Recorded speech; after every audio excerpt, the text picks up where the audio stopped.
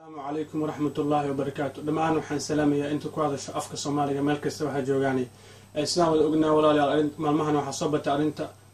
muranka u dhaxeeya dalka Kenya iyo dalka Soomaaliya oo arintaas oo ku saabsan badda Soomaaliya. Kenya ay waxa hunguriyeynaysaa inay la wareegto badda Soomaaliya oo ah dhul ahaan dhan 38,000 oo kiiloomitir oo square oo badda Soomaaliya ah. Ayadoo baddaasi ka qodanaysa shidaal. Kenya islaan wada ognaa wax badan ayaan darisayn meelan soo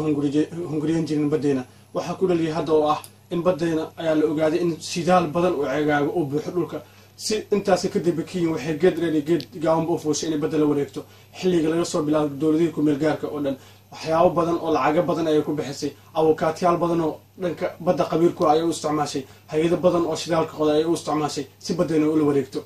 laakiin waxaan u mahad celinayaa xildhibaanadii xilligii ku meel gaarka arintaas diiday laakiin Kenya maysan daalino hadda way soo cusboonaysiisay si badeena mar labaad u la wareegto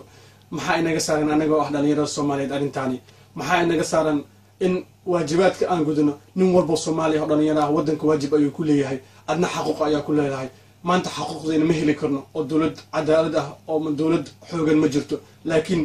waajibaadkana saaran waa ka bixi karnaa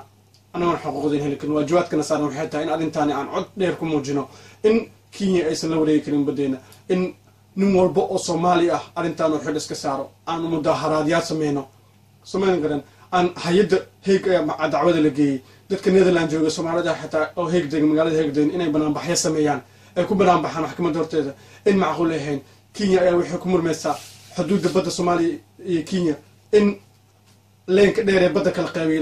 labada wadan kala qaybiyo in leenka ay kor u qaado sida hadda wada jeegnabo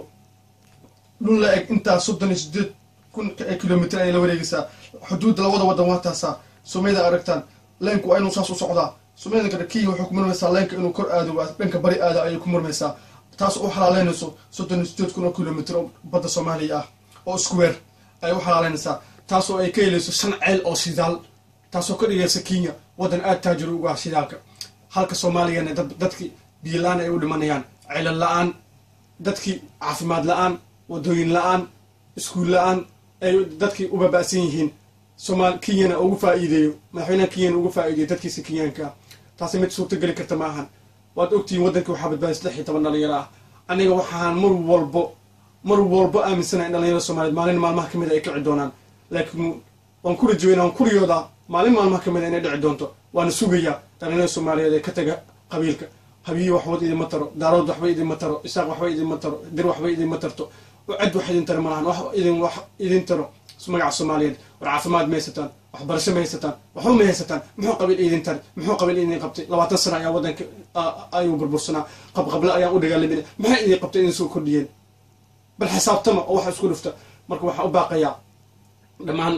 dhalinyarada Soomaaliyeed arintan xoog iska saaran nin walba video-gan arkan waxaan leeyahay walaalo sheegay haddaad awoodid inaad